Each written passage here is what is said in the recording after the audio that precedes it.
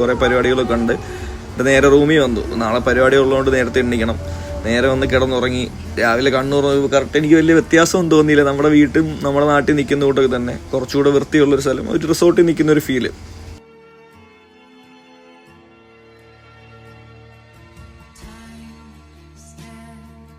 അവിടെ നിന്ന് അങ്ങനെ കുളിച്ച് ഷർട്ടും പാൻറ്റും ഒക്കെ മാറ്റി ഡ്രസ്സ് ചെയ്ത് നേരെ യൂണിവേഴ്സിറ്റിയിലോട്ട് പോയി. യൂണിവേഴ്സിറ്റിയിൽ ഓൾമോസ്റ്റ് പരിപാടിയൊക്കെ തുടങ്ങി. കുറച്ചു നേരം അവിടെ ഇരുന്ന് ആൾക്കാരെ കണ്ട് എല്ലാവർക്കും കാണുമ്പോൾ ഒരു കൗതുകവും സ്നേഹവും ഒക്കെ. പോയപ്പോഴേ പരിപാടി അവർ അനൗൺസ് ചെയ്ത് തുടങ്ങി, കാര്യങ്ങളൊക്കെ തുടങ്ങി. ആദ്യം തന്നെ വിയറ്റ്നാം ആൾക്കാരുടെ കൾച്ചറും അവരുടെ പാട്ടും കുറച്ച് പരിപാടികളുണ്ടായിരുന്നു. അത് കണ്ടപ്പോൾ തന്നെ നമ്മൾ കൊള്ളാം, ഇതുവരെ കാണാത്തൊരു സംഭവം. നൈസ് എക്സ്പീരിയൻസ് ആയിരുന്നു അത്.